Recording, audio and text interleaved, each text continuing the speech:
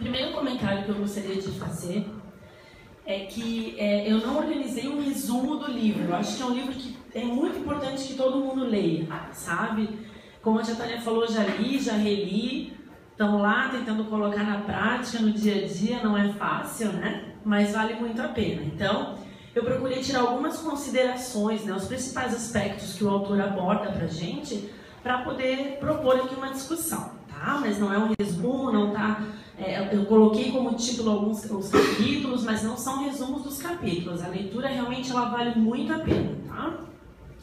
Bom, o nosso autor aqui do livro, né, o Alírio de Cerqueira Filho, ele trabalha bastante nessa linha das questões psicossomáticas, ele tem obras sobre depressão também, e ele aprofunda bastante na parte, inclusive, psiquiátrica do assunto. Então, é legal a gente ver como o espiritismo anda junto, né, com essa ciência.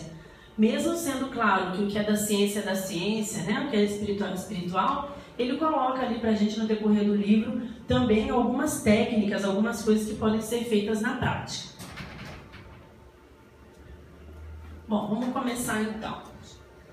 Primeira parte que o livro, nós temos hoje, né, uma propensão tão grande a esse quadro. Como virou comum, né, falar de ansiedade. Gente, tu vê bebê recém-nascido, tá ali agitadinho, brincando, e a pessoa olha e já fala, ai, ele é tão ansioso, né? A criança mal sabe o que está fazendo ali, né? E a galera já taxa com a tal da ansiedade. Então, por que ficou muito próximo a gente isso? Primeira coisa, a gente vive hoje um grande paradoxo, né? O que é uma situação de paradoxo? Com esses opostos caminhando juntos, né? O uso da tecnologia, ele faz parte da vida de todo mundo. Independente se é dentro da sua cozinha, se é na sua televisão, se é no seu aparelho de telefone, o que for, a tecnologia, ninguém mais foge dela. O uso da tecnologia hoje faz parte da vida de qualquer pessoa. E a tecnologia, ela veio justamente para facilitar a nossa vida, né? Qual que é a ideia do uso de um recurso tecnológico? Facilitar, deixar mais simples uma produção de alguma coisa, né? Transmitir com maior facilidade alguma informação, enfim. A tecnologia que veio justamente para trazer conforto, para deixar o nosso dia a dia menos pesado, está fazendo o papel oposto. Está nos levando cada vez mais para o materialismo, cada vez mais para uma dependência desses recursos, e isso já é o primeiro grande passo para a nossa sociedade hoje ter tantos casos relacionados à ansiedade. Então esse é o primeiro paradoxo da história. Aquilo que deveria nos servir, aquilo que deveria vir para nos facilitar, nós estamos ficando presos a esses recursos. Alguns fatores, né, que vão acabar gerando a ansiedade no dia a dia. Bom, o primeiro o autor chamou de hedonismo. O que seria isso, né? Hoje parece que o grande objetivo de vida é ter prazer. Eu tenho que fazer o que me dá prazer, eu tenho que fazer o que é prazeroso. Se não for prazeroso, então eu não quero fazer. O Isamitiba, colocando um outro autor aqui junto, ele coloca mais ainda. Ele fala que além da questão do prazer, é o imediatismo do prazer, né? Que é a geração miojo. Se levar mais que 3 minutos para fazer, já não me serve. Então, as pessoas hoje criaram um ciclo de que tudo tem que ser prazeroso. Como eu sou professora, não é segredo para ninguém, eu percebi isso no meu dia a dia muito forte, assim. Eu costumo dizer que eu quero conhecer a primeira pedagoga que escreveu um livro dizendo que estudar é prazeroso, que era uma voadeira, né? Porque não é. Não é. Né? Você acordar às 5 da manhã, por exemplo, o pessoal vai lá no laboratório de anatomia. Ai, que delícia, vou abrir um cadáver, que prazer. Não é, nem pouco, né? Esse frio que a gente está aqui, o cara trabalha aí num time de futebol, ele é jogador. Sair nesse frio e ter que correr, que nem um desembestado lá, se alongar, é prazeroso? Não é. O que é prazeroso? Ter o conhecimento. É o resultado que é prazeroso. Você conseguir modificar coisas no seu dia a dia por ter conhecimento é prazeroso. Mas o que foi lançado pra gente nas últimas décadas? Que tudo tem que ser prazeroso. Tudo tem que ser super legal, tudo tem que ser super divertido. E a gente sabe que nem tudo é, obviamente. Aí o que acontece? Quando não se consegue o prazer de uma forma natural, busca-se então recursos artificiais. E aí tá cheio, né?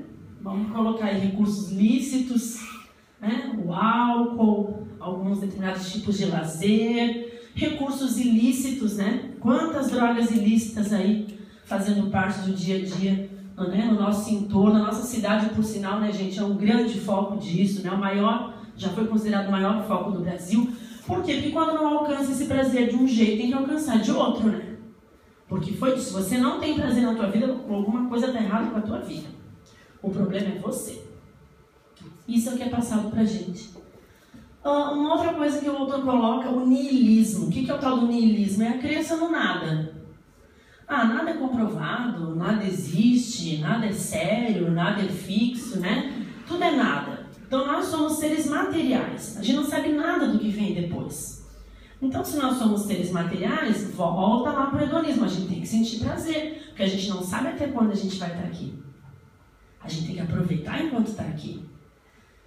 O relativismo, né? Tudo é muito relativo, tudo é uma questão de interpretação. Bom, tá aí, né, gente? As religiões acho que são uma grande prova, né? Cada um vai lá e interpreta do jeito que bem entende, né? Ao ponto do seu olhar, aquilo que é do seu dia a dia, né? A gente assiste aqui uma cena, saímos daqui, cada um vai contar de um jeito. Cada um vai interpretar de uma forma. Só que nisso, de tudo ser muito relativo, as coisas começam a não ser permanentes, né? Elas começam a ser cada vez mais passageiras. Se eu não tenho isso agora, não tem problema. Se eu não fiz agora, não tem problema. Eu vou voltar mais uma vez para a educação, tá? Acho que é a minha praia, onde eu me sinto mais à vontade, assim, de dar exemplo. Semana passada eu estava falando sobre isso. Então, a minha avó saiu da escola, minha avó materna, ela saiu da escola, ela estava na 2ª série primária, que hoje seria o 3º ano, né? Mudou a graduação, então a minha avó saiu na 2ª série primária. Minha avó vai para o mercado sozinha, ninguém nunca roubou o troco dela, né? Ela faz vendas, eu lembro que ela vendia Avon, calcinha, batata, sonho, tudo que pudesse para ganhar dinheiro. Ela sabia calcular exatamente quanto ficava para ela e quanto ela tinha que dar para o representante de quem ela comprou o produto. Agora, se eu perguntar para ela como é que faz uma porcentagem, uma regra de 3, ela não sabe dizer, mas na prática ela faz. E a própria educação entrou nessa onda, né, de ser relativo. Não, mas tudo tem o seu momento, tudo tem o seu amadurecimento. Em parte eu concordo, não vou nem entrar nessa discussão agora. Mas daqui a pouco a gente pega, então vou pegar uma criança hoje de 3º ano, que era a antiga 2ª série da minha avó, e tira da escola. Ela não faz nada disso. Se tu mandar na padaria e não der o dinheiro certinho, primeiro que já não manda, né? Porque tem medo, que a criança não pode mais ir em lugar nenhum, a Nossa Senhora Aparecida é criança e ela tem que ter prazer. A criança não pode mais fazer nada. Não pode secar um pratinho, não pode arrumar a cama, não pode. Né? Porque a criança veio para ter prazer, para ser feliz, para ser alegre e brincar.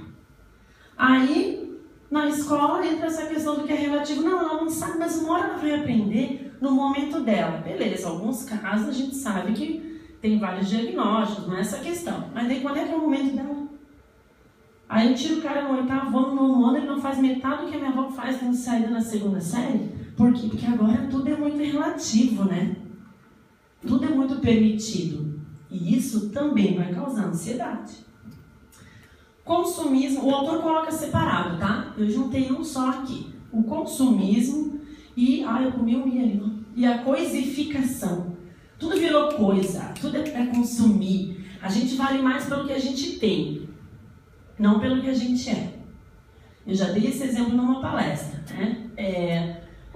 Fui certa vez aqui em Balneário comprar um presente e estava lá dentro de casa naquele momento maravilhoso que a gente curte muito, que é a faxina, né? E aí saí com aquele cabelo preso, né? Parecendo uma pomba doida, né? Que tava voando e caiu. O chinelo que eu tava, a camiseta que eu tava, né? Passa um perfume e corre lá comprar o tal do presente, senão não ia dar tempo.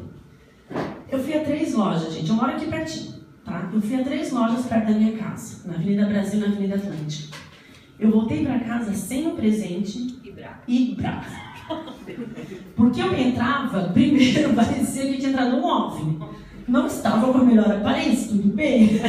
Mas assim, as pessoas já vão assim, ó. Né? E era um presente de uma pessoa muito especial, era uma coisa que eu fazia questão de dar uma coisa muito legal, né? Eu praticamente adoro dar presente. Então, quando eu perguntava se tinha um produto ou outro, ou o preço, aí que a coisa piorava. Porque elas pensavam, da onde que ela vai poder pagar esse negócio aqui? E foi, gente, em 3 lojas. Eu voltei para casa assim, eu falei, gente, eu vou embora. Porque senão eu vou tratar com grosseria, né? É pior, vou entrar no ciclo da vibe da pessoa ali. E eu voltei para casa do meu marido, falei, olha, eu não comprei. Desce lá depois, compra você tal coisa, ou eu vou depois. Eu disse que você não vai acreditar, do jeito que eu estava, do jeito que eu fui atendida. Aí virou piada lá em casa pro meu marido. Esse estado que ele estava da faxina é o normal dele, né? Chinelo, bermuda. E ele olhou pra mim e falou, tá vendo? Você tá vendo o que eu passo? Era assim, ó. Daí tem que ficar botando essas roupas que tu manda eu botar, porque senão realmente ninguém me atende. Por quê? Porque a pessoa olha e o que importa é o que você tem.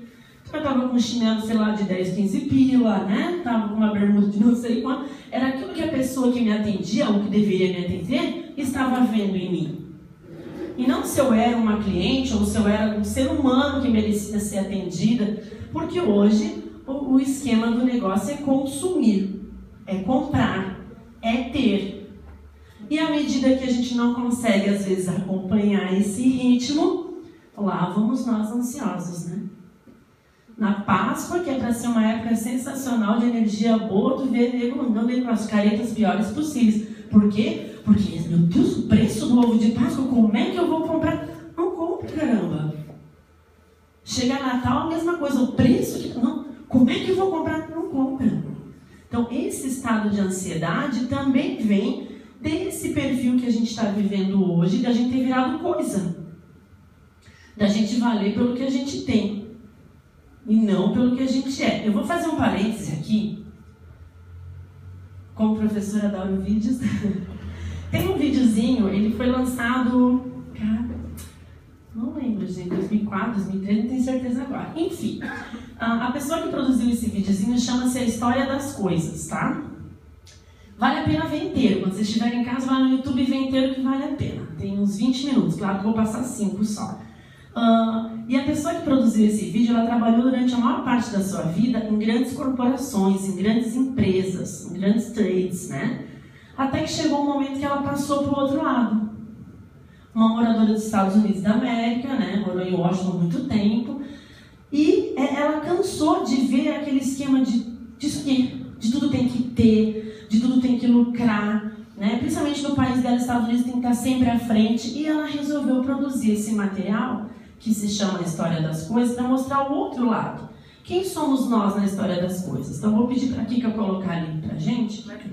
Vou. Até você achar para mim, vou. Senão fica muito feio o negócio. Não, fiz eu. Então tá.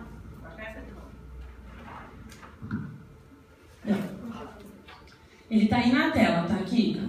A gente, quando eu disser, vamos usar uns 5, 6 minutinhos de deixar ver. Após o 11 de setembro, Ai, dá um pause pra mim. É por isso que após o 11 de setembro, quando o nosso país... Bom, como eu falei, eu peguei só um trechinho do vídeo. Então, a primeira parte, ela fala da questão da grande produção que a gente tem hoje, a grande retirada de matéria-prima em países subdesenvolvidos. Essa parte não nos interessa aqui. Então, ela coloca uma coisa bastante interessante, que foi logo após o 11 de setembro, que o mundo estava naquela comoção, né, do grande atentado terrorista, que eu questiono também, mas não é o caso, e que ela se esperava, né, que as pessoas que estavam à frente do poder trouxessem alguma, sei lá, não vou nem dizer algum conformismo, também não é para tanto, mas que trouxessem alguma solução, alguma motivação para as pessoas dos Estados Unidos do que fazer a partir daquele ato. E aí olha o que vem de conselho do negócio. Pode soltar. É por isso que após o 11 de setembro, quando o nosso país estava em choque, o presidente Bush poderia ter sugerido fazer luto, pesar, ter esperança, mas não, ele disse para fazermos compras. Compras. Nos tornamos uma nação de consumidores. Nossa principal identidade passou a ser de consumidores, não mães, professores, agricultores.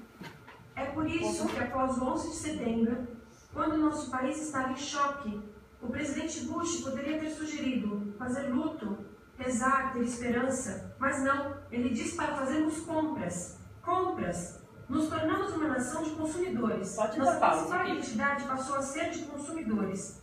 Depois eu vou voltar nele. Então, assim, né? Fazer compras. O que fazer depois de tentar compras? Né? Como diz, vai relaxar, vai fazer bem. O que passa a ser o perfil, então, de todo mundo? Consumidor. E aí, como é que a gente entra nesse ciclo vicioso, então? Então, a gente tem que comprar. Para isso, a gente muitas vezes vai ter 2, 3 trabalhos, né? Ou 2, 3 empregos, como a maioria chama. Aí a gente trabalha, chega em casa, liga a TV. A TV mostra lá 1000 novidades, 1000 coisas novas. Então, eu tenho que comprar aquelas coisas novas. Aí eu vou sair para comprar. Aí eu compro. Agora, para poder pagar, eu tenho que trabalhar. Então, eu vou arrumar um outro emprego, né? Uma outra forma de ganhar dinheiro para eu continuar nesse ciclo. E alguém tem que romper esse ciclo. Enquanto a gente ficar nessa questão do consumo, do consumismo, não vai mudar o perfil de ansiedade. Até vou comentar, porque não preciso dos 6 minutos. Por exemplo, né? Por que os nossos sapatos, né? Num ano a moda é bico largo, no outro ano a moda é bico fino. Num ano a moda é salto bem fino, bem alto, no outro é bem largo e bem baixo. No outro volta o fino, mas de volta o fino baixo. Por quê? Porque tem feito um monte de pesquisa, porque a ciência que estuda isso, a ergonomia, está provando o que é melhor para a coluna, o que é melhor para o joelho? Não. Porque se eu tiver um sapato de bico fino, no ano que a moda é bico largo, todo mundo vai ver que eu não comprei. Se eu tiver um sapato de salto largo, no ano que a moda é salto fino, todo mundo vai perceber que eu não comprei. E aí, se eu sou medida, se o meu valor é medido a partir daquilo que eu consumo, eu já não tenho valor. Ai, coitada, olha o sapato que ela está usando, gente. É época da minha avó. Cara, era da coleção do ano passado, mas daí já virou época da avó. E aí, o que acontece? Como a maioria de nós, né, não consegue manter aquela sintonia legal, aquele equilíbrio na maior parte do nosso dia, chega uma hora que aquilo abala. Né? Vou voltar, até pode tirar aqui, por favor, acabei já resumindo o vídeo, eu sou metida, gente, mas é bom vocês assistirem em casa. Então, o vídeo inteiro é massa. Então, o que acontece, né? Eu, como exemplo que eu dei para vocês no dia que eu fui comprar um negócio. Tava muito bem, tava muito de boa, tava muito alegre, né? Voltei brava, mas azar da vendedora, que não quis me vender, gente, a comissão era dela. Mas poderia ter sido diferente. Eu poderia ter ficado chateado, eu poderia ter guardado aquilo para mim. Se aquela roupa fizesse parte do meu dia a dia, eu podia começar a me sentir menos. E mulher tem isso, né, gente? A gente nunca tem roupa para tudo que a gente quer. Fala que tem uma festa para ir, né? Na hora de lavar e passar, né? Na hora de passar, a lavagem tem um monte, né? Na hora que o marido chama para uma coisa, um amigo chama, não tem roupa. Por quê? Porque a gente já absorveu isso.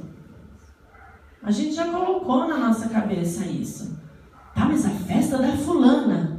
Nossa, eu usei... Gente, hoje em dia mesmo com as redes sociais, até vou falar das redes sociais em seguida agora. Com as redes sociais mesmo nem se fala, né? Porque daí a gente tem medo que tirem foto.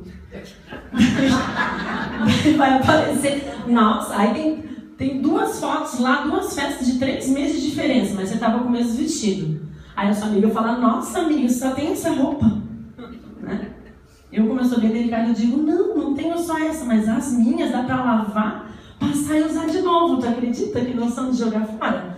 Então, daí a gente é metida, né? Outra que continuando esses perfis, esses perfis não, né? Essas causinhas do nosso dia a dia que causam ansiedade. Erotismo. Da mesma forma que a gente virou consumista de produto, você já percebeu que nós estamos numa geração do consumismo do sexo, a sexolatria, né? 50 tons de cinza e não sei o que. Eu particularmente não sei porque a mulherada ficou tão abismada com aquilo, né? Pelo amor de Deus, cada um faz o que quer, né? Eu particularmente não quero ninguém dando tapinha, enfiando bola na minha cabeça, muito obrigada, né? Mas o livro foi um estouro, minha Nossa Senhora, filas no cinema. Olha, eu vou pra fila para ver os Minions e não fui pra fila para ver aquilo. Por quê? Porque agora é a moda. Como é moderno, é aberto falar de sexo. Quantos orgasmos você tem? Né? Se a gente chegar triste no trabalho, mal-humorado, teve um dia ruim, não tem criança, pelo amor de Deus. A amiga já fala, nossa querida, não deu ontem. Né? Nossa, você precisa arrumar um namorado. Quer dizer, então, a relação sexual é a solução para tudo. A pessoa está com problema, está triste ou qualquer coisa, é porque ela não está fazendo bem certo o negócio, né? Por quê? Porque é isso que a gente está vivendo. Tudo agora virou moda. Então eu sou o que eu tenho, né? Virou uma coisificação. E eu sou quantos orgasmos eu tenho, então. Essa é a tendência da humanidade, né?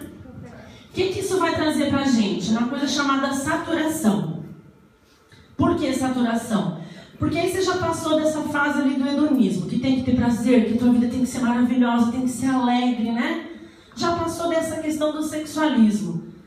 Você tem que ser muito bem resolvida, tem que chegar e contar o que você fez lá no seu quarto. A pessoa acredita que você está bem. Você já passou essa questão do consumismo. Chega uma hora que você não aguenta mais, né? Ficar tendo que atender a esses perfis que as pessoas esperam. E aí vem o quê? O saturar. O tédio, a indiferença, né? Você cansa de ter que ficar explicando, de ter que ficar seguindo um perfil, de ter que ser aquilo que a sociedade espera de você. E aí, voltando para a juventude, tá aí, né, gente? O que são as raves? A culpa não é da porcaria da rave, gente. Quando surgiu a tal da ideia da rave, era uma festa que fosse mais longe. Nem todo mundo é cansado que nem eu e quer ir embora meia-noite, 1h. Tem gente que tá lá no pique, quer ficar. Mas o que foi transformando esse tipo de festa? Num consumo de droga. Por quê? Porque tem que mostrar que você tem prazer, que você é sexy, que a tua vida é maravilhosa e que você tem gás, você tem que amanhecer, você tem que ficar até as 9 da manhã lá, tomando água e tomando bala, que não é bem a bala que a gente ganhava quando era criança, né? E aí, por quê? Porque saturou. Porque tá cansado. Por que os adolescentes tacaram fogo no índio, espancaram a empregada aquela vez? Porque eles não tinham mais de onde tirar uma situação diferente, uma situação de prazer. Nada mais era novo para eles. Né? A meninada hoje com 13 anos já conhece o Kama Sutra de frente para trás. Infelizmente a gente sabe que está assim. Consumismo, então, a criança tem 5 anos, ela já olha, essa tua blusa tem um negocinho da Tommy, tem, né, o jacarezinho da Lacoste. Chega uma hora que o negócio vai saturar mesmo, né? Aí tu vai ter que buscar outras formas de se sentir parte da sociedade. A competitividade, eu digo que a competitividade ela vem junto com o superficialismo, desculpa. Por quê? Porque tem que fazer mais que o outro, né? Você tem que fazer mais que o outro, tem que se aparecer mais. As redes sociais estão aí mostrando isso, né? Eu fui fazer uma viagemzinha no feriado e que é aquela história, a gente viaja para tão longe e muitas vezes não vai porque é perto, né? Então eu sou daquelas que eu gosto primeiro de começar perto, assim, tem vários lugares aqui próximos que eu nunca fui e eu gosto bastante. Como eu fiz geografia, a gente acabava fazendo bastante viagem, enfim. E aí, eu nem deu tempo até hoje, foi no feriado de Corpus Christi, não postei as fotos. Botei no Instagram, uma ou outra, assim, quando eu tava lá no hotel, naquela, né, preguicinha, mas não postei, não fiz algo. Gente, esses dias eu fui falar alguma coisa de uma das cidades, a pessoa, você foi pra lá? Aí você não postou. Falei, não postei, não dei nem tempo de mexer no meu computador, de botar foto, mas olha, conheci tal lugar. E aí ela começou a dar uma lista de lugares que são super da moda, assim, né? E eu falei, olha, não fui nada desses, né? Aí tu começa a ficar sem graça, né? Meu Deus, né? Falei, na verdade, não era meu objetivo, né? Fui conhecer umas áreas de parques, ver paredões de rocha, né? Minha praia, né? Outra vibe. E ela falava, gente, para resumir a história para vocês. No final eu falei assim, não, e eu fui, crente que usar aqueles casacos, né? No frio. E tava um calor desgraçado. Eu falei, meu marido, bota uma blusinha, pelo menos pra gente tirar uma foto e dizer que tava friozinho. E aí eu falei, você, quando você foi, você pegou o frio de lá mesmo? A pessoa falou assim, nunca fui. Então eu disse, mas é que você começou a falar desses lugares. Ai, que eu vejo pela internet, é super moda, não tem como você ir pra lá e não ir nesses lugares. Aí eu já nem quis mais conversar, né? Ou seja, o importante é o status, né? Você tem que ir nos lugares que estão na moda, você ir. Né? Que vem comida, né, gente? Nem tá no livro que eu vou falar agora, mas a comida também, já perceberam? Uma época veio o tal tomate seco, lembra? Todo dia tomate seco. Cara, se pudesse, o cara pegava um bolo, amassava o feijão, botar um tomate seco em cima do sushi. Depois largaram o tal tomate seco. Aí começou. Aí foi na onda do sushi. Cada esquina um sushi. Né? O cara nem curtia peixe, mas ele ia lá comer, que era tão chique, aparecia lá, que estavam comendo aquele sushi. Né? E foi indo. Cada hora, né? Aí o paleteiro é sensacional. Sabe por que eu acho sensacional? Eu nunca fui, mas eu tenho um amigo que mora. Alguém já foi pro México? Tem um amigo que mora lá, não tem paleteiro, gente. Eu juro por Deus pra vocês, não tem paleteiro no México. E como é que foi vendido aqui? As paletas mexicanas. Não tem paleteiro. Quando o amigo me falou, eu ria tanto. Ele disse, Fran, por que te olharam dessa noia, dessa onda de picolé, paleteiro? Eu falei, porque imita tudo que é de fora. Ele, mas não tem paleteiro lá. Picolé normal, igual de vocês aqui. Tem lugar que vende mais caseiro, tem lugar que vende marcas, como aqui tem Que Bom. A minha cara foi no chão. Por quê? Porque, claro, né, gente, se falasse que alguém ali da esquina criou um picolé maior, quadradinho, que quer cobrar mais caro, ninguém ia, né? Então, é moda. Tudo virou gourmet, né? Pão de queijo, 60 centavos, desse tamanho na padaria do bairro. Pão de queijo gourmet, desse tamanho, R$3,80. Se for no aeroporto, R$6,80. Por quê? Porque agora o que conta é o status, é parecer, é ostentar. O negócio é ostentar. Minha infância ostentava chegar com Yakult na escola. Nossa, a gente se achava. Ai, tem dinheiro de Yakult. Lá no Chicor da Faber-Castell de 36 cores. Nossa, nunca tive. Meu sonho. Eu fui à faculdade, eu comecei a trabalhar lá fora da faculdade, eu comprei um. Não gostei, mas eu tinha que ter. E lá no Chicor de 36 cores. E aí vem junto com isso o quê? Superficialismo, é óbvio, né, gente? Tudo fica superficial.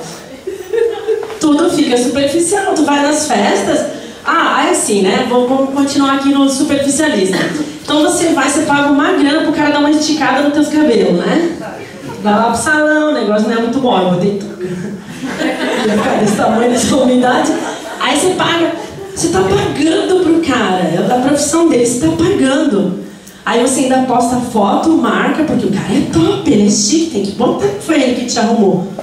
Você está pagando para ele te arrumar, você ainda tem que fazer a propaganda da criatura, né? Porque superficialismo, a gente tem que viver como todo mundo, senão a gente é superado. Como eu falei, eu fui para Gramado, fui para Bento, fui para Garibaldi, fui para Canela, fui para Caxias, mas eu não fui nos lugares tops, então... Essa minha amiga perguntou, mas o que você vai fazer lá? Eu digo, pois é, viajar, conhecer pessoas diferentes, lugares diferentes, comidas diferentes, né? Enfim. E aí, junto com tudo isso, o sentimento de urgência. Esse nós vamos nos encaixar aqui, né? A maioria. Tudo é urgente. Você está almoçando. Cara, desde que eu era criança, minha avó dizia, comida é sagrada, mesa é sagrada. Eu não entendi o que isso queria dizer na época, mas eu sabia que mesa era sagrada e comida era sagrada. Agora a gente está almoçando. Aí teu telefone faz fiu, né? Pi, vibra. Meu Deus, tem que levantar e pegar o celular, porque é urgente. A pessoa mandou um WhatsApp com uma carinha, com uma piadinha, com um meme, mas tinha que ser naquela hora. Cara, não pode comer primeiro, né? Aproveitar aquele momento da refeição, conversar com a pessoa que está ali comendo com você. Não, é urgente. Mas pode ser um e-mail muito importante. Cara, se for muito importante, a pessoa liga, né? Eu sou dessa opinião. Aí agora deve ter aquela porcaria que fica azul lá, né? A pessoa, você lê, você está fazendo... Eu estou aqui, por exemplo, fazendo alguma coisa. Aí eu só li e vi que não é nada importante. A pessoa mandou uma piadinha, né? Eu já vi, continua o que eu estava fazendo. Daqui a pouco, pipi, vai lá. Nossa, você está brava comigo? Eu nem respondeu, só visualizou. E eu falei, cara, eu não sei o que se responde quando vocês mandam essas coisas. Não consigo. Meu marido é pior que eu. A gente tem um amigo que está indo na igreja agora, então ele manda aqueles videozinhos com passagens bíblicas e tal. Daí ele mandou pra mim um negócio assim, olha, o que aconteceu, né? Que teu marido, o telefone tá estragado ou não fala mais pros pobres? Eu falei, meu Deus, o que o Caixa fez, né? Meu marido é rei do mico. Aí eu disse, olha, não sei, por que aconteceu alguma coisa? Eu tô mandando um WhatsApp pra ele a semana inteira e ele não me responde. Não deu outra. Quando eu cheguei em casa, eu falei, ô Caixa, por que tu não responde lá o WhatsApp do fulano? Olha, o cara me cobrou no WhatsApp, que tá te mandando um monte de coisa. Ele, Fran, ele manda vídeos, negócio de Deus, eu não sei o que se responde. Aí eu disse, não sei, bota um abraço, ou gostei do vídeo. Ele assim, não sei. Daí daqui a pouco ele veio lá no meu quarto, lá, corrigindo prova, ele disse, achei um negócio aqui, me mostrou, e eu fiquei, né? Eu não tô entendendo. Olha, eu não tô entendendo. Aí lá no WhatsApp tem uma mãozinha rezando assim, né? Ele, agora já sei, toda vez que ele mandar, manda isso aqui, né? Tá bom. Então, né? Amém. Amém, uma pessoa. Porque tudo é urgente, gente. As pessoas não podem mais ficar sem o celular, não podem mais ficar sem olhar e-mail. Tem que ser naquele minuto, né? E a gente vai ficando escravo. Com isso, o que é uma outra coisa que traz pra gente? A desorientação. A gente já não sabe mais para que lado a gente vai. Porque se você comenta um negócio, você está errado. Se você não comenta, você foi grosso. Se você compra tal coisa, você está querendo se aparecer porque está na moda. Se você não compra, você é um coitado de chinelão que não tem dinheiro para comprar aquilo lá. E aí a gente vai ficando cada vez mais sem direção, sem rumo. Você não sabe mais o que faz para agradar. Dá-lhe ansiedade em cima disso também, né? Inversão de valores total, não precisa nem comentar, né? Quando alguém ainda pensa em alguma coisa do lado espiritual, quando ainda assim fica em segundo plano, né? Apesar que eu vou ser sincero, eu particularmente quando vejo nas redes sociais, eu não sei que lado de Jesus dá um curtir. Cara, ele não usa redes sociais. Eu, né? Eu botei não sei o que lá, uma mensagem bíblica, você não compartilhou, daí vem lá, né? Se você ama Deus, compartilha. Se você não ama, ignore. Se não sei que lado do diabo. Eu digo, gente, ele não usa, até onde eu saiba, né? Mas enfim, começa a ter essa inversão de valores. Aí, coisas que a gente deveria não se orgulhar são motivos de orgulho. A criança aprende a dançar lá, a dancinha da moda, tá indo até o chão lá com a bunda e todo mundo, que lindo! Né? Cadê os valores? Aí se você não entra na onda, você é careta. E aí dá-lhe mais ansiedade, né? Porque você nunca sabe o que você vai poder falar para a pessoa. Né? Tu fica naquela, as pessoas perguntam, uma coisa já fica ali. A mãe de uma amiga minha fez um Face, a tia, não vou falar o nome, né? A tia fez um Face. Daí a gente ensinou pra ela, tia, é legal, né? Ainda mais que a gente tem essa vida corrida, pode se falar. Aí uma criatura lá do bairro que ela mora, maior que eu, já não sou pequena, né? Ô, Bruno, tu podia mexer nesse negócio aí, eu saio desse tamanho, né? Eu sei que eu sou eu, mas podia não. Aí, uma criatura maior que eu, né, gente? Um vestido aqui, aquela bota, tá na moda, bota aqui, nada contra. Quem é magra, usa, gente. Que eu vou parecendo um bujão de capa.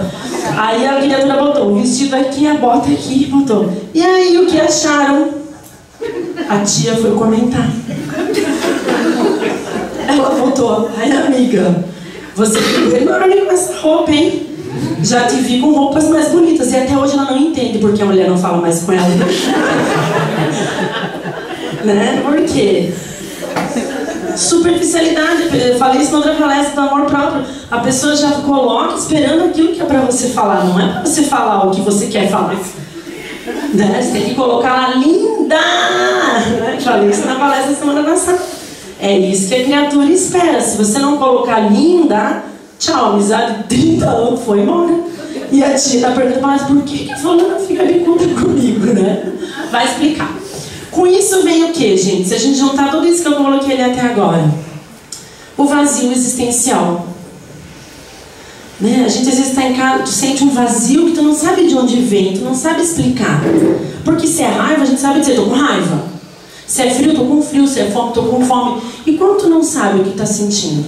Tem um negócio ali dentro, não sabe explicar. Parece que tem um balãozinho indo pra lá, indo pra cá. E o vazio existencial, na verdade, ele é um grande ciclo. Por que ele é um grande ciclo? Porque quanto mais a gente sente essa coisa, esse vazio, mais a gente busca fora da gente alguma coisa para solucionar. Seja a sexolatria, seja o consumismo, o que for, a gente vai buscar alguma coisa fora. E aí nunca vai suprir, porque o problema está dentro. Aí eu vou sentir o quê? Mais vazio. E aí vira um ciclo. E ciclos só deixam de existir quando a gente corta. O mal pela raiz. Não, porque a gente não sabe onde está a raiz necessariamente. Mas a gente tem que parar, depois eu vou falar mais pra frente, né, do livro. A gente tem que encontrar onde é que essa coisa começou e resolver. Porque senão a vida da gente vai continuar sendo isso. Na segunda parte, o autor começa a falar um pouquinho de alguns conceitos. Então, primeiro ele traz esse monte de coisa, dizendo tudo que gera uma ansiedade pra gente, né? E depois ele começa a falar. Bom, uma coisa muito legal, como eu falei pra você, gente, leia o livro, porque eu não botei um monte de coisa aqui. Primeira coisa legal, que quando o subconsciente está sempre voltado pra gente mesmo, né, não importa o que acontece com os outros, não quero saber da vida. Está voltado para a gente. Eu tenho que competir, eu tenho que aparecer, eu tenho que consumir, eu tenho que ser perfeito, eu tenho que ser magra para poder usar aquela bota e assim por diante. A gente começa a ter uma ilusão de controle do que está para acontecer. Não confundam com organização, né? Ah, não, eu sou pessoa organizada, já sei que está vindo uma frente fria, então eu já vou lavar as cobertas, é diferente. Agora, nem está na época, ninguém falou em frente fria, eu já estou lá neurótica, preocupada, brigando com todo mundo, porque eu preciso de mais coberta. Isso é ansiedade. Quando a gente começa a achar que a gente tem que controlar tudo que está para acontecer, isso é ansiedade. E em Mateus, né, capítulo 6, versículo 43 já diz: não vos inquieteis, pois, pelo dia de amanhã, porque o dia de amanhã cuidará de si mesmo. Basta a cada dia o seu fardo. Caramba, já estava lá pra gente a receita do negócio, né? Minha avó falava como é que é? Morrer de véspera, né? Quem morre de véspera é peru, não sei o que. E é verdade. O que eu já estou preocupada se amanhã vai acontecer tal coisa? De repente nem acontece aquilo, a coisa vem de uma outra forma.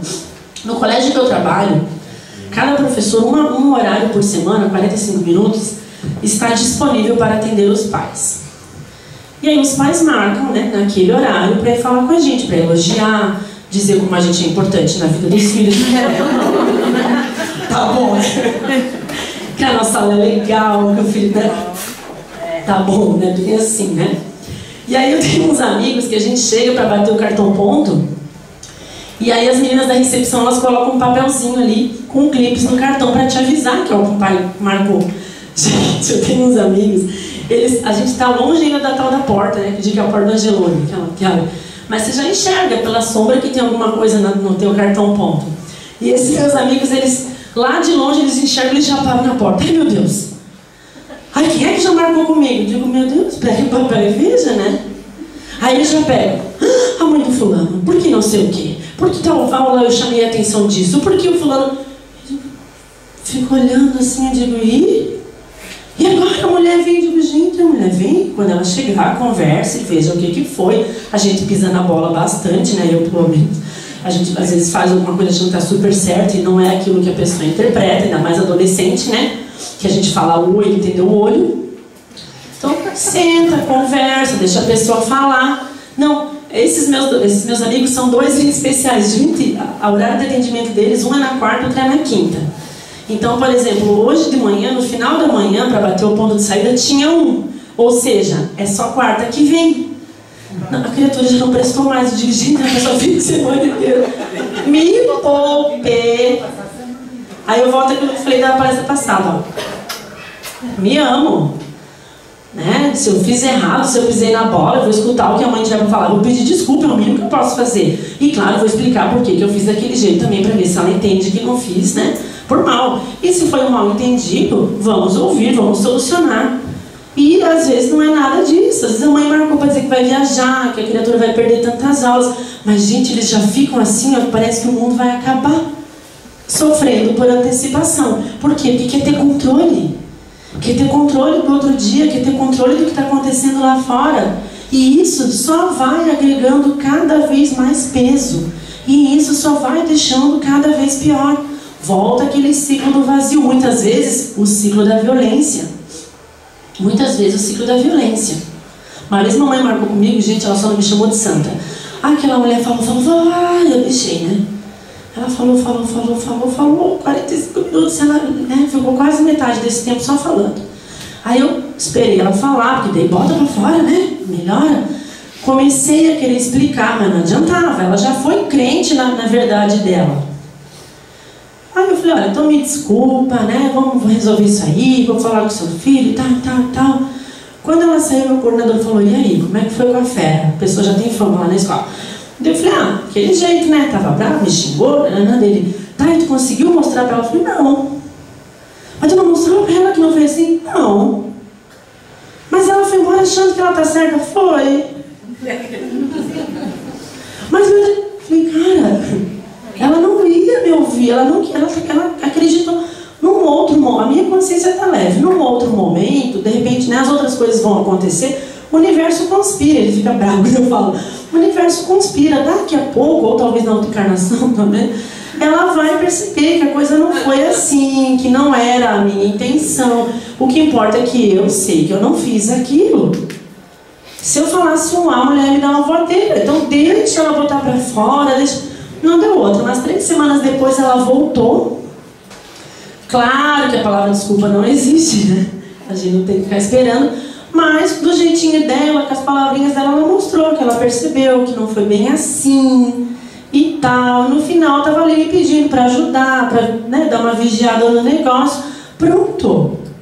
Mas essa mania que a gente tem de querer controlar tudo, cara, gente, eu não sei, às vezes eu acho que falta sei lá, um tanque de roupa a lavar, um negócio assim para algumas pessoas, porque eu não tenho tempo. Porque ver essas coisas de redes sociais, ai, morre fulano, isso aqui, eu nem sei. É tanta informação que se eu não filtrar aquilo que é útil para mim, eu vou pirar o cabeção. Eu já sou pirado. Se eu ainda fizer isso de querer saber tudo que acontece. Então a gente tem que fazer esse exercício de, calma, isso não é hoje, isso é amanhã. Não é protelar uma decisão, é isso. Ai, porque veio um negócio errado do banco, o banco está fechado. Essa é uma coisa que tem que ser direto com o gerente. Nem todas as questões, infelizmente, ainda dá pra gente, né, já resolver por internet. Você vai ficar a noite inteira martelando naquilo, pra quê? Faz o que tem pra fazer hoje, quando chegar o horário que o teu gerente está lá, você vai lá e conversa. Pra que ficar acumulando? E aí, o Cerqueira coloca 2 tipos de ansiedade. Eu já conto o final da história, né, pra variar ali. Ele fala da exógena, né, de fora, quando são fatores externos, fatos cotidianos. Como eu falei, fiquei ansiosa porque alguém marcou para brigar comigo, fiquei ansiosa porque aconteceu uma coisa errada, fiquei ansiosa porque estourei a conta do banco, fiquei ansiosa porque fui fazer uma piada e depois percebi que a pessoa não entendeu e aí deu problema. Enfim, fatores que acontecem no nosso dia a dia, né? E a ansiedade endógena, aquilo que vem dos seus pensamentos, da sua energia. Você é que está fazendo aquilo ali. Para contar o final da história, espiritualmente falando, não existe a exógena. Porque os fatos acontecem independente da nossa vontade.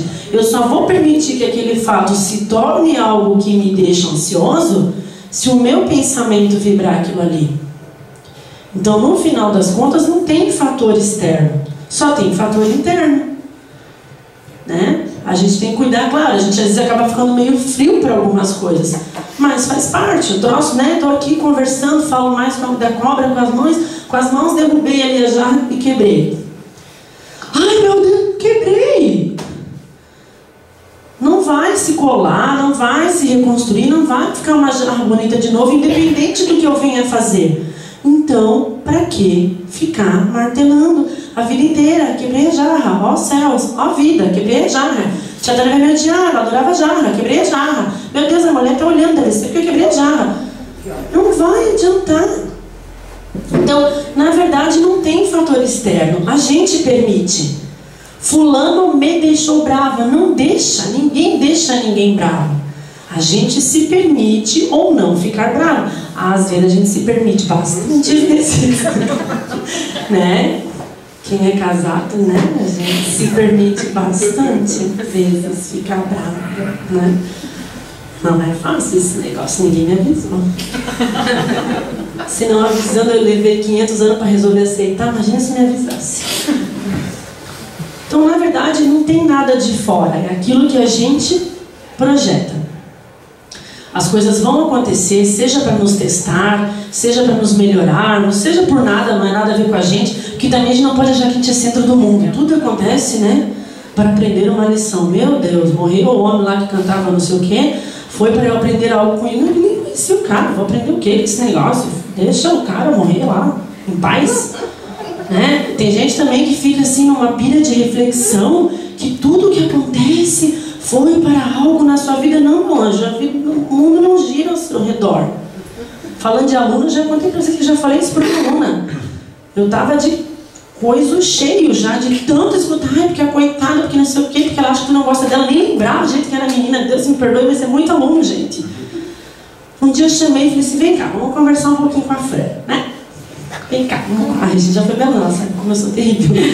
Então, assim, né? Não está estudando, não participa, não faz a tarefa. Se não faz tarefa, vai fazer pergunta como? Né? Se não faz tarefa, quando a professora começa a falar, o que ela está falando ali? De passar no pão, o que é aquilo, né?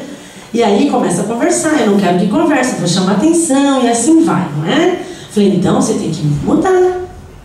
E ela com aquela cara da Madalena arrependida, que nem sei por que falam, coitada da Madalena, né? Enfim, até que eu olhei pra ela e falei, bom, acho que não tá entendendo, então vamos ser direto no negócio. Assim, ó, quando a sua mãe falou pra mim, né, que você tá com problema comigo, porque eu de repente tô te perseguindo, eu ainda tive que lembrar, meu Deus, peraí, quem que é a fulana? Porque infelizmente a Fran não tem só um aluno, a Fran tem quase 400 alunos, né? Esse ano já passou, na época era isso. Eu disse, então, quando eu saio de casa de manhã, eu fico pensando, se tá frio, se tá calor, o que eu vou vestir, se eu peguei meu lanchinho. Eu não acordo pensando, ai, o que eu vou fazer pra fulana hoje? Tu entende, querida? A minha vida não gira ao teu redor. Infelizmente, você não é o foco da vida da Fran, tá? Então, se tem alguma coisa que eu esteja falando, que esteja te chateando, tu pode vir e falar na hora, que a gente já resolve. Agora, pare de achar que a minha vida gira ao seu redor, que eu tenho um caldeirão, que eu boto teu nome à noite. Nada disso. Eu explico, eu medio, eu quero te despertar curiosidade, você estuda, é assim mais ou menos que o negócio funciona. Tá legal? Beleza? Tudo jóia? Pronto, acabou. A menina se formou, já me chamou para a formatura da faculdade, já me chamou na casa dela, já teve filho, já casou, porque atrasado fui eu, né? E assim por diante. Então, as pessoas às vezes têm uma coisa de achar que tudo é para elas, né? Ai, aquilo foi para mim. Ai, aquilo aconteceu para eu aprender. Aquilo não sei o que. Não, querida, aconteceu porque acontecer. Choveu porque a gente tinha que chover, evaporou a aguinha, né? Foi lá, bluff, choveu. Não foi para acabar com a tua festa, acabar com a tua vida. Choveu porque tinha que chover. Esfriou porque é inverno, tinha que esfriar. Não é a perseguição de São Pedro, que você comprou um vestido lindo e agora não vai poder usar porque esfriou. A gente tem que tentar ficar mais leve. Porque já tem tanta coisa que vem pra gente exclusivamente, que se a gente começa a pegar tudo que acontece no nosso entorno e também achar que é pra nós, ninguém vive mais. Essa figura 1 foi uma figura que eu gostei. Tá horrível, olha o jeito que eu escrevi, mas tá bom. Foi uma figura que eu gostei do livro. Então, para resumir assim pra vocês, ele coloca ali, né, a questão dos esquemas cognitivos. À medida que você vai tendo os seus esquemas cognitivos, você passa a desenvolver crenças. O que quer dizer essa história toda? Que aquelas experiências que a gente tem do passado, no nosso caso, espíritas, acreditamos que o nosso passado vai muito além de alguns aninhos atrás, né? Todas essas experiências que a gente vem trazendo, elas ficam armazenadinhas e elas fazem parte dos pensamentos que a gente passa a construir na nossa vida. Esses pensamentos que a gente vai construindo ao longo de 1, 2, 3, quantas vidas forem necessário, é o que a gente chama de crenças, minhas crenças, né? Aquilo que eu acredito, aquilo que eu gosto de colocar em prática, aquilo que muitas vezes não necessariamente eu gosto, mas eu sinto que eu tenho que colocar em prática. E à medida que cada pessoa vai desenvolvendo todo esse esquema com fluidos emocionais, com fluidos físicos e tudo mais, ela passa a desenvolver a forma que ela enxerga o mundo, que ali o autor colocou como território. Por isso que nenhuma pessoa é igual a outra. Por isso que a gente pode juntos assistir o mesmo filme e cada um vai interpretar as cenas do seu jeito.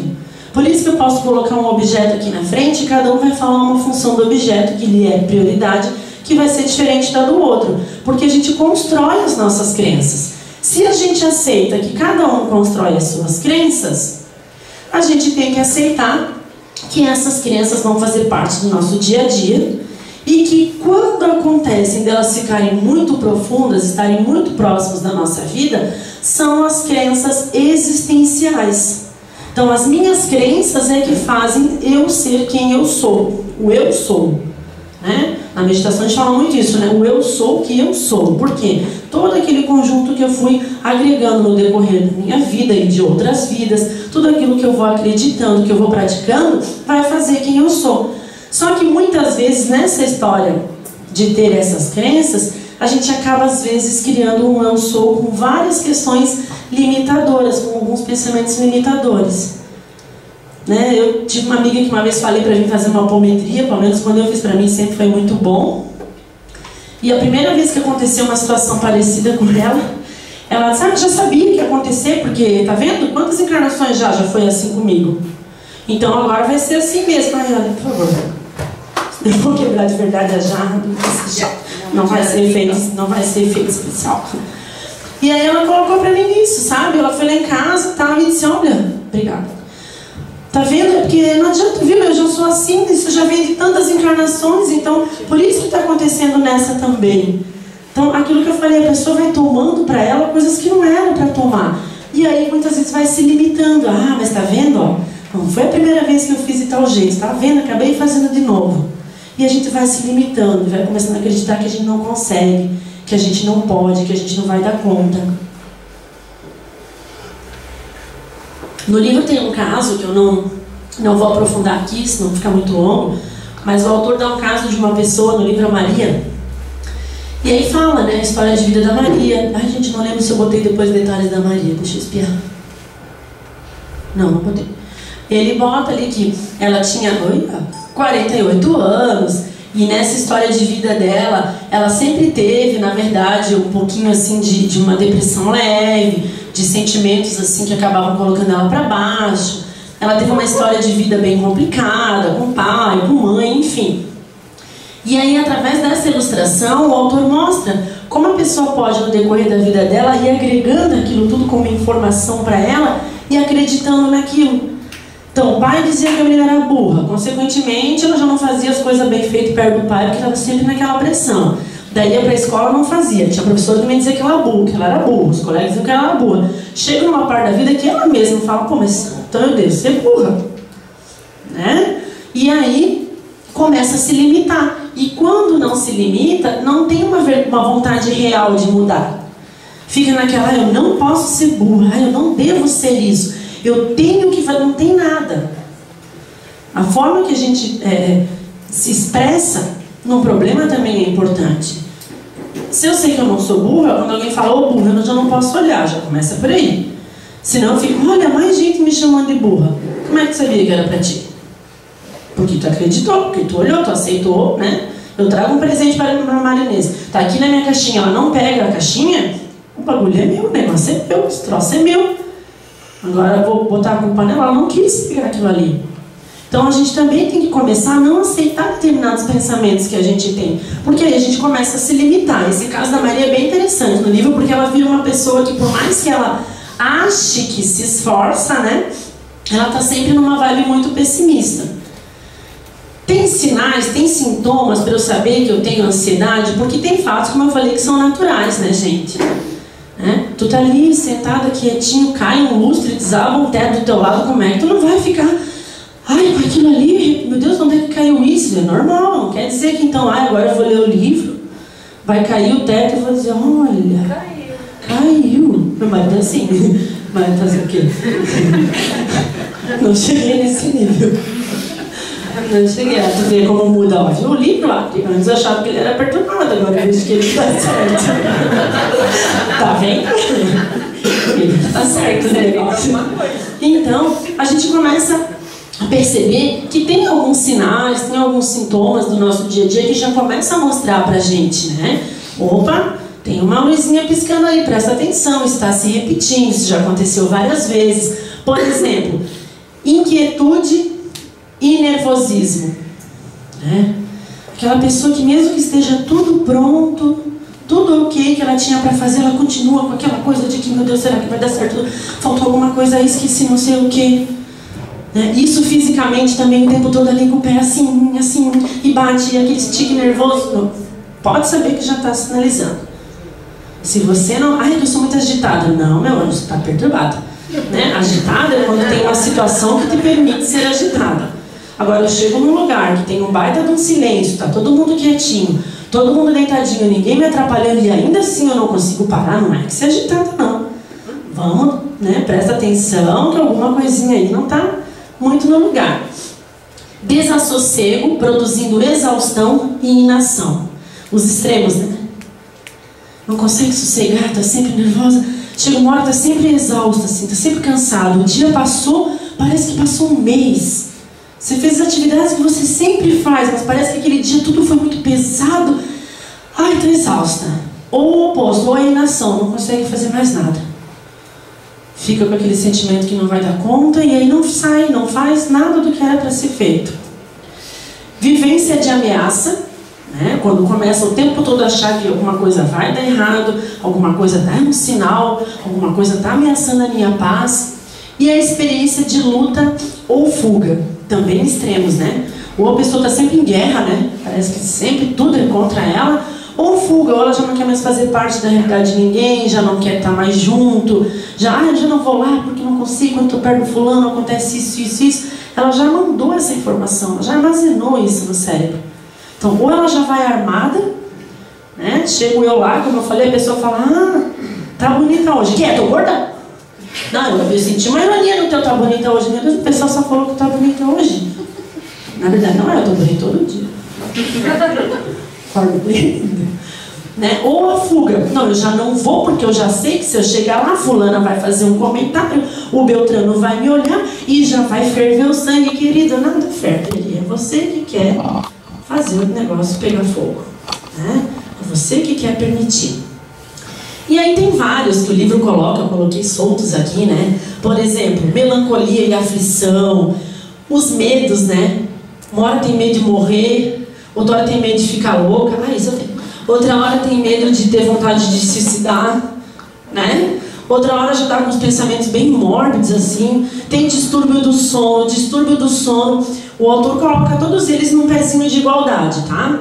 Mas eu percebo, assim, que a partir de mim, né, do que eu apliquei, assim, do livro, eu acho que o sono é um bom agente regulador para a gente se perceber, né? Se você teve um dia que tudo correu como você esperava, né? Claro que sempre vai ter imprevisto, como eu falei, os fatos fazem parte do dia a dia.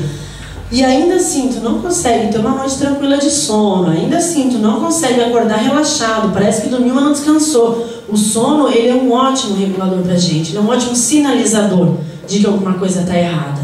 E a gente tem que ficar muito mais atento ao nosso sono, até pela questão energética, né? Para onde é que você foi nesse momento que você estava desdobradinho ali, o que você foi fazer. Então o sono acaba sendo assim um bom sinal, né? Um bom sintoma.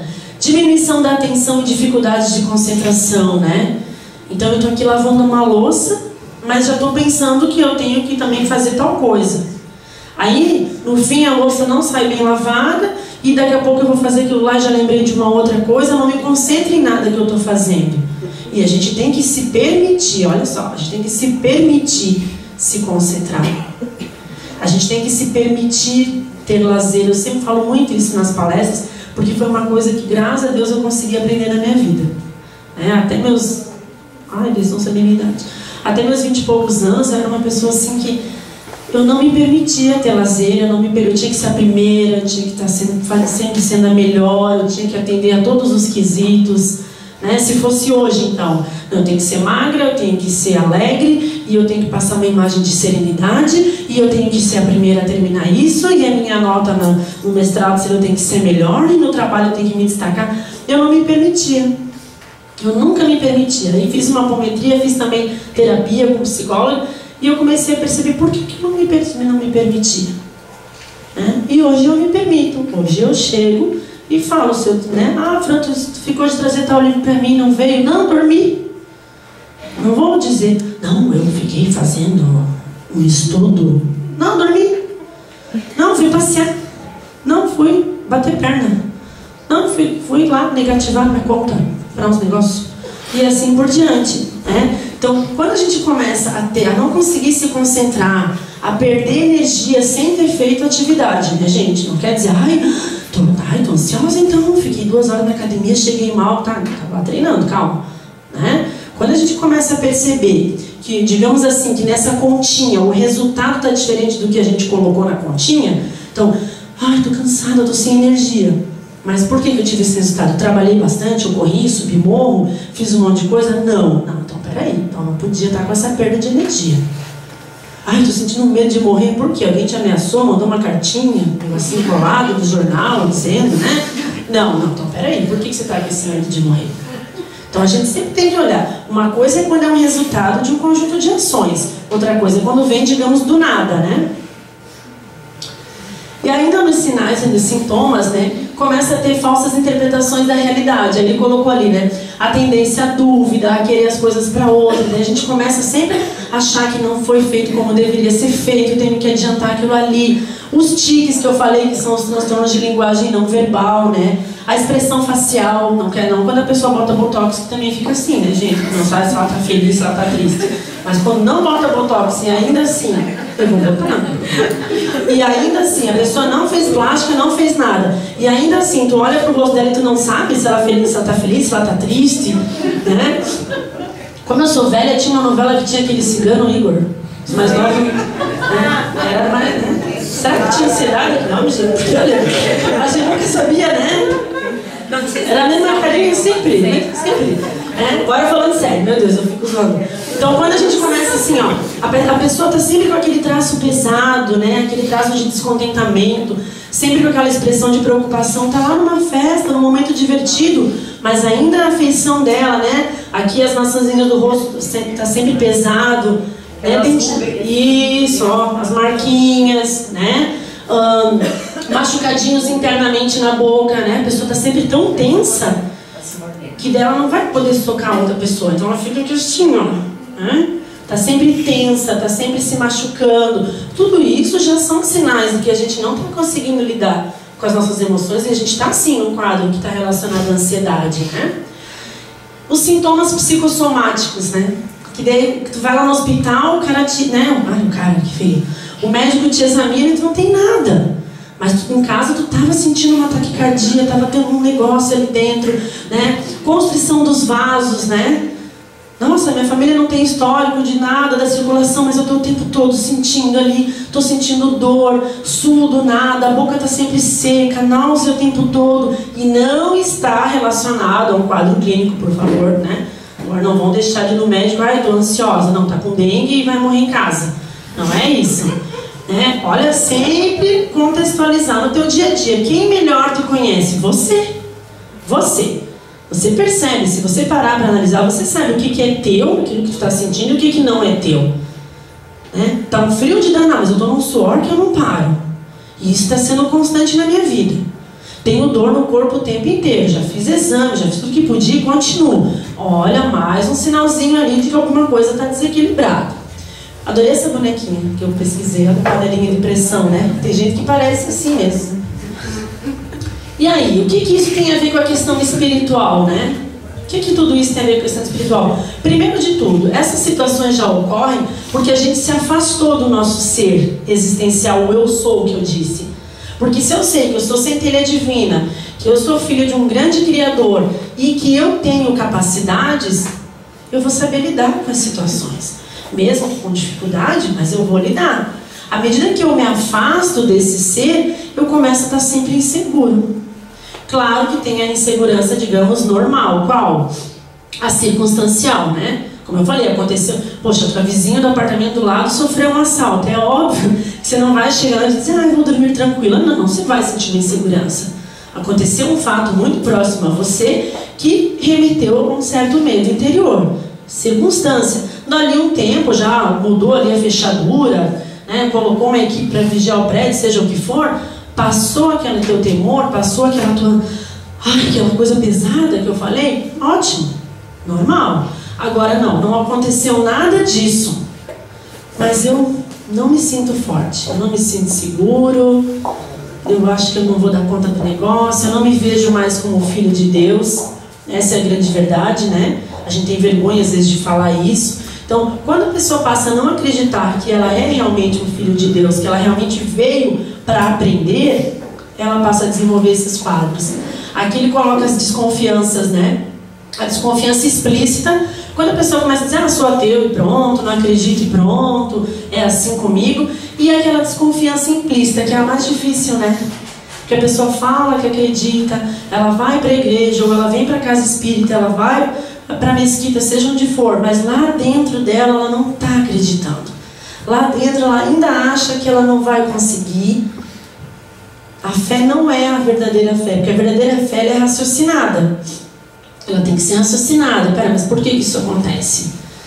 Para que pode ter vindo isso? Além dela ser raciocinada, ela tem que ser refletida. Então, peraí, deixa eu pensar o que eu posso fazer, né? Se Deus me deu todas essas capacidades, qual delas eu posso usar? Ah, puxa, eu tenho uma criatividade, então eu vou usar minha criatividade para sair dessa história. Não, eu não tenho criatividade, mas olha, já desenvolvi minha humildade, vou pedir para alguém me ajudar. E além de ser refletida e raciocinada, tem que ser sentida, né?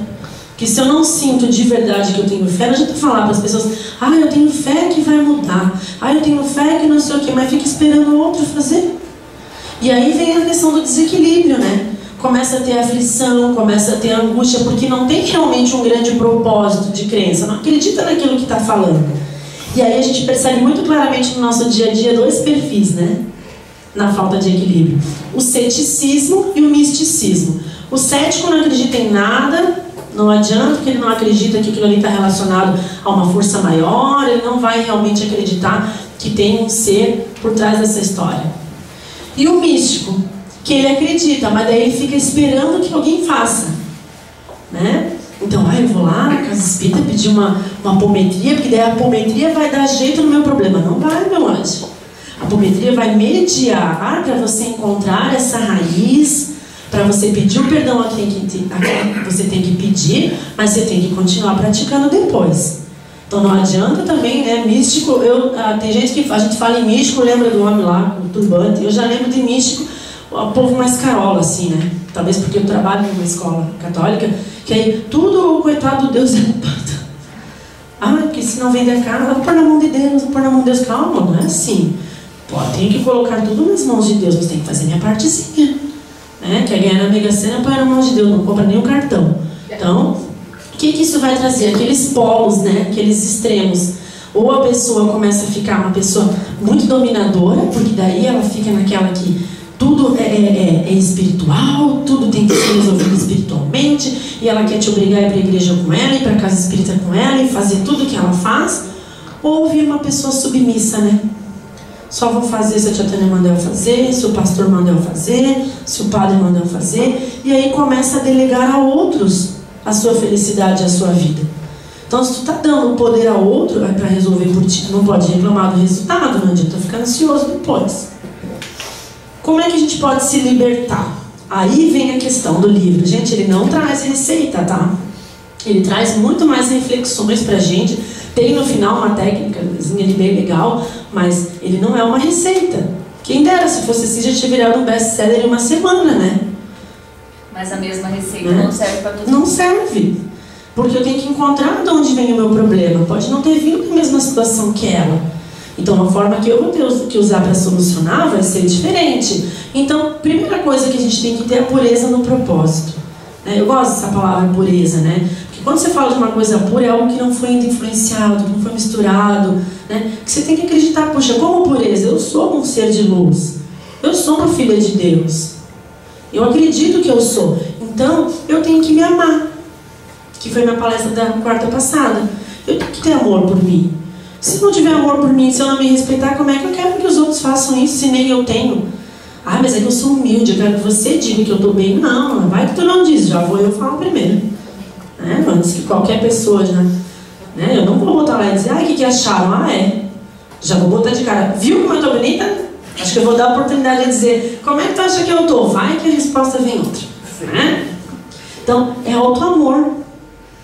Não, Fran, não concordo. Acho que tu podia emagrecer uns quilos. Obrigada, mas nisso vou pensar com carinho. Comendo pizza, vou pensar, mas vou pensar.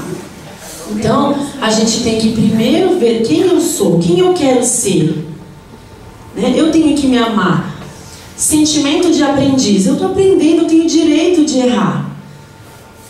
Como o caso que eu falei lá da mãe do menino.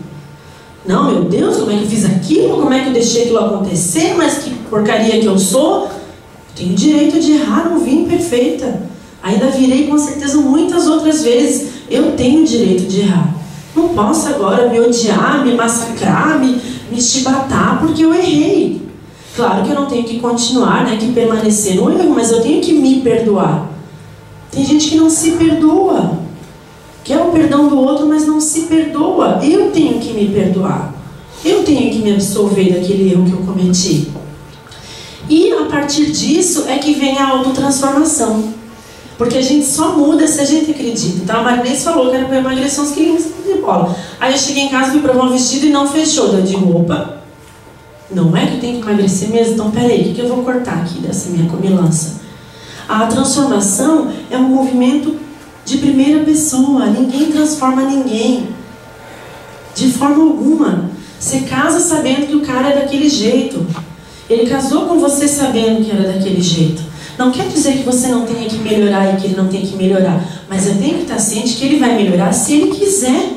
Se ele achar que aquilo é um defeito. Porque se ele não acha que aquilo é um defeito, para que ele vai mudar? E aí a gente começa a colocar a expectativa na outra pessoa. Que ela tem que mudar, que ela tem que fazer. Não. Ninguém transforma ninguém. Ou a gente se autotransforma, ou a gente não se transforma. E aí tem umas figuras no livro que eu gostei, essa aqui são a 4 e a 5, que ela fala que a gente pode substituir o estado de ansiedade, essa aqui também, o estado de ansiedade por um estado de serenidade, por um estado de perdão, né? Por quê? Porque a gente tem que lembrar que tudo vem pra gente aprender. Ah, aconteceu uma coisa horrível na minha vida, tá lá a primeira, experiências, desafios desagradáveis. Mas aconteceu para aprender. Ah, aconteceu uma coisa ótima para mim, mas também é para eu aprender. Errando ou acertando, eu tenho que aprender. E algumas perguntinhas, né? O que eu posso, o que eu não posso? O que eu devo fazer? O que é dar conta da minha vida e o que não é? Porque tem gente que se acha bondosa e quer resolver a vida dos outros. Mas a pessoa não quer resolver, gente. Né? Eu tenho um probleminha que eu tenho pânico de dirigir. Para a felicidade de muitos, né? Porque pensa se eu não reconhecesse meu problema e saísse o carro por aí, coitado dos outros. Né? E aí todo mundo quer solucionar a minha vida, entendeu? Esse dia eu estava em casa, trabalhando, toco o telefone, um cara que não sei quem deu meu telefone para ele, olha que negócio. Porque ele trabalha com aula particular, de direção, ele ia me curar. Me sentia assim, um gay falando com o Feliciano, assim, né? Queria me curar. Eu disse, olha, não, muito obrigado, eu vou guardar o seu cartão aqui, né? O seu cartão, o seu número, mas no momento... Por quê? Porque eu me permito ter esse defeito. Talvez uma hora algumas situações vão me levar a não ter mais, vão me motivar. Mas o que é da minha conta, da minha vida que não é? Isso é da minha vida. O motorista do ônibus não fica bravo comigo que eu não dirijo. Então por que as outras pessoas querem solucionar? Esses problemas que eu quero ter, né? Eles são desnecessários. Então não é melhor eu resolver? Porque tem problema que a gente quer ter, né? A gente vai no lugar sabendo que alguma coisa não tá pra nós ali, então não vai. Ah, mas daí é fuga. Não. Fuga é quando você acredita que vai acontecer uma coisa e já não vai. Quando você sabe que em determinada situação você não consegue lidar, tem humildade de dizer que você não consegue lidar. Eu posso retornar ao passado para não fazer o que eu já fiz? Não. Só nos filmes e olha lá. Então por que ficar martelando uma coisa que você já fez? Você já fez. Eu posso, de repente, antecipar o futuro para ver o que vai acontecer? Não. Então, para que ficar preocupado com ele se você não pode? Então, isso é ter fé. A gente vai colocando, né? A gente vai entregando a Deus. E quanto mais a gente tem a humildade de reconhecer que a gente tem fragilidades, é um outro paradoxo. Mais forte a gente fica. Eu reconheço que eu erro, eu reconheço que eu sou frágil, eu reconheço tal defeito. Quanto mais a gente reconhece, mais a gente consegue ter força. Porque quando a gente nega o problema, ninguém resolve o que não existe. Se eu acho que tal coisa não é um problema, para que eu vou resolver? Jesus sempre estimulou o desenvolvimento da fé. Tem várias passagens, né, no Evangelho, o livro traz várias, por sinal. Gente, eu marquei muita coisa para ler para vocês, nem liam. Tem várias passagens que ele coloca, como quando ele dizia, né, a tua fé te salvou. Em todas as passagens bíblicas que Jesus... teve um ato de cura para com alguém, ele nunca falou, veja, eu te curei. Ele sempre coloca, a tua fé te salvou. Então ele já mostrava pra gente que a gente é que tem que ter confiança. O meu médico pode me receitar um remédio sensacional. E mesmo esse remédio sensacional, se eu não acreditar que vai fazer efeito, não vai, gente. Vai te dar 1000 coisas, 1000 alergias, 1000 bolhas, e não vai, porque você já foi... criando a crença de que aquilo não ia solucionar. O livro traz algumas etapas, né, de autoencontro. Então ele fala que a gente tem que reconhecer quando tem um sofrimento, que se eu não reconheço o problema, como eu falei, não vou solucionar. Ele fala que depois que a gente tem esse reconhecimento, a gente tem que começar a se ver como aprendiz. Deixa eu botar as etapas aqui para vocês. Então primeiro, eu tenho que lembrar que o sofrimento existe. e que muitas vezes é causado pela forma que eu estou vivendo. Eu estou permitindo que eles cheguem próximos. Eu tenho que ter uma ação, que ficar parado diante do fato não vai resolver nada. Então, se eu acho que esse fato não é para ser assim, eu tenho que agir, tenho que mudar. Ao mesmo tempo, entregar as leis de Deus, saber que eu sou limitado, eu vou fazer tudo que eu acredito, tudo que eu posso, mas eu também vou lembrar que talvez aquilo ali seja necessário na minha vida naquele momento. Exercitar a inteligência de coração, como assim? Ressignificar as crenças. Então, manter como crença de vida aquilo que realmente vai te transformar em alguém melhor. E não ficar, como eu falei, agregando, ai, porque na mesa apareceu que eu já larguei meu marido 3 vezes. Ai, tá vendo que nessa eu vou largar de novo? Então, por que fez a mesa, meu anjo? Se tu já quer colocar, tu já quer saber o final da história. Eu tenho que acreditar. Jesus já disse, né? Encontrarei descanso para a vossa alma. O que é o descanso, gente? É a harmonia, a paz interior, é a paz no coração. Não quer dizer que a pessoa não tem problema. Todo mundo tem um monte de problema porque a gente veio para aprender. E a gente só vai aprender passando por algumas provinhas, algumas expiações, né? Já veio a provinha, já aconteceu, não consegui, vai acontecer de novo para me dar uma outra chance. Mas a gente tem que desenvolver essa paz de espírito. Olha só, porque o meu jugo é suave e o meu fardo é leve, né? O jugo lá, aquele negócio que colocam lá para o boi não se mexer muito, né? Então é suave e o meu fardo é leve.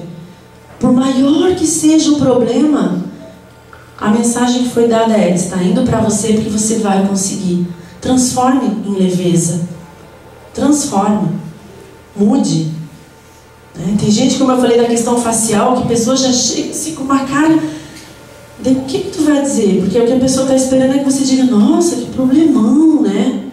De repente tu já viu alguém que tinha um problema bem maior que aquele, ou o teu é bem maior que aquele. Mas aí você não pode dizer, porque a pessoa espera que você diga que o dela é gravíssimo. E aí como é que vai ter fardo leve? Daí qualquer probleminha vira uma coisa de outro planeta, né? Que atributos que Deus nos deu até para a gente conseguir resolver as questões da ansiedade? Força, né? Tem que ter força, tem que pensar o que eu quero então. Peraí, o que eu quero? O que eu quero para minha vida? Tem que ter competência, né? Ah, eu quero tal e tal coisa, então eu vou ter a competência de mudar isso aí. O que eu vou fazer para mudar? Tenho que ter auto-amor, desenvolver os meus valores. Porque se eu me vejo como centelha divina, eu sei que eu mereço ser feliz. Tenho que buscar a felicidade, né? Por que eu tenho que me tornar mais consciente? Por que eu tenho que ser alguém melhor? Para o outro gostar de mim? Para o outro querer casar comigo? Para o outro querer botar minha foto numa rede social? Para eu ficar famosa? Não. Porque eu mereço ser feliz. Então eu tenho que me tornar cada vez mais consciente, porque quanto mais consciente eu me torno, mais feliz eu fico. Coloquei uma imagenzinha, aqui é o final, deixa eu só parar. Coloquei uma imagenzinha aqui do retrovisor, né? Tem uma analogia bem interessante, né? Dá pra pessoa... Ai, nem dirijo, vou falar do retrovisor, que feio. Meu Deus. Tá, no ônibus também tem. Dá pra dirigir o tempo todo olhando pro retrovisor? Não dá? Não dá. Senão você não sabe o que está vindo pela frente. Como é que você vai saber? Se você vai frear, se você vai acelerar, se você vai reduzir, viu, eu sei umas coisinhas, vai trocar a marcha. Se eu não estiver olhando para frente, eu não vou saber. Mas dá para dirigir também sem nunca olhar para o retrovisor? Não. Preciso ter uma ideia do que eu já passei, do que eu já percorri e quem está vindo atrás. O que pode se aproximar de mim daqui a pouco? A vida da gente é isso. Tem que olhar para o passado? Tem, a gente tem que olhar para o passado. A gente tem que pensar no futuro, pensar no destino onde eu quero chegar, sim. Mas a gente tem que se concentrar no trechinho da estrada que a gente está agora. Senão, não tem como ter equilíbrio, né? Para finalizar, o livro traz algumas técnicas. Tem uma técnica que ele chama de parda. Por quê? P de percepção. Primeiro eu tenho que perceber que eu tenho essa ansiedade, que eu tenho, né? E vários tipos, né, gente, como eu coloquei de ansiedade. A pessoa que desenvolve um transtorno obsessivo compulsivo, às vezes ela desenvolve, né, uma ansiedade totalmente generalizada que vem com tudo que ela fizer, né? Então, eu tenho que perceber essa ansiedade em mim. Depois que eu percebi, a parte da aceitação. Aceitar o problema, sou ansiosa mesmo. Não. Né? Aceitar o quê? Que amorosamente, incondicionalmente, que a gente traz alguns sentimentos, né, nessa nossa caminhada que são bastante egóicos, né, que são bastante egoístas. A gente acha que tudo é muito pra gente, e que a gente tem uns pensamentinhos limitados. Então, eu tenho que aceitar que isso vai fazer parte, que de vez em quando eu vou errar, que de vez em quando eu vou fazer uma besteirinha ali no caminho, porque eu ainda tenho essa carguinha vindo comigo. O R, reflexão, né? Aí eu tenho que pensar, como é que eu posso mudar então esses sentimentos? Como é que eu posso ressignificar? Então esse fato de eu querer estar sempre controlando tudo, pode virar uma coisa boa? Poxa, eu soube que tal instituição está lá querendo construir um espaço, querendo organizar, querendo deixar bonito. Olha, eu canalizei essa minha mania de querer fazer tudo por uma coisa boa. Vou lá ajudá-los então, porque eu já estou com tudo pronto que eu tinha para fazer. Em vez de eu ficar botando defeito nas coisas que eu fiz e querer mais, eu vou lá ajudar quem não fez ainda. Vou fazer um trabalho voluntário, vou conversar com alguém. A decisão, né? O que eu vou fazer para começar a ressignificar isso que está à minha volta? Então eu já sei que eu tenho, vamos colocar aí, né? Na minha vida, algumas pessoas com perfil tal na minha família. Né? Vou matar? Não, né? Mas o que eu vou fazer então? Como é que eu posso ressignificar isso? O que eu posso olhar? Como é que eu posso enxergar a parte boa dessa pessoa e canalizar para esse lado bom? Para que quando eu estiver com ela, fique um pouquinho mais abafadinho aquilo que me faz mal, aquilo que me deixa agoniado, e venha mais à tona aquilo que pode me fazer bem. E por último, óbvio, né? A ação. A gente tem que agir, né? A gente tem que agir conscientemente, a gente tem que substituir, eu gosto muito dessa palavra, né? Gradativamente. Uma caminhada gigante começa com o primeiro passo, né? Quero escalar o Everest, mas não consigo nem subir meia dúzia de escada no meu prédio. Então, gradativamente, eu tenho que traçar um plano. Para mim, o meu plano, o que eu vou fazer? Isso é muito importante também, né, gente? Se eu tracei, eu não posso querer que os outros façam por mim, né? Que daí é fácil me prometer as coisas. E aí, para encerrar, uma mensagem que o livro coloca em vários trechos, que a vida nos convida a um movimento o tempo todo. E a acomodação é um processo contrário à harmonia do universo. Sempre vão ter vários fatos acontecendo. Sempre vão ter várias situações que vão nos testar. Sempre muita coisa vai estar em mudança. Normal. O que não é normal é simplesmente se acomodar, deixar assim mesmo, tomar um monte de medicação, porque eu sei que tal medicação me tira a ansiedade. Tira, gente, tira. O que tira? Mas não resolve o problema.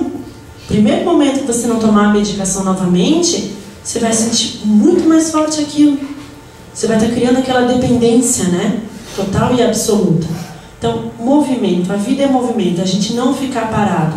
Alguma coisa a gente tem que fazer. E convido a todos, então, né, para ler o livro. Vale muito, muito, muito a pena. Tem várias citações que eu não li, olha só. Que tem várias citações do próprio livro dos Espíritos aqui, mostrando pra gente que essa questão é muito antiga, né? Virou foco hoje, virou moda falar que a pessoa ansiosa, que ela é estressada, que ela é tudo, virou moda, né? Bipolar, hiperativo, né? Tem uma preocupação com isso, tem tanta criança tomando Ritalina, então, onde é que vão parar quando adulto? Porque eu não, né? Então, a gente tem aqui ó, um monte de dicas, né? Não são soluções, mas um monte de caminhos que a gente pode escolher qual aquele que se encaixa mais, né? E principalmente a humildade. A humildade de pedir ajuda, a humildade de aceitar ajuda, a humildade de se enxergar como alguém que pode errar. Gente, muito obrigada. Nossa, muito obrigada. Tá?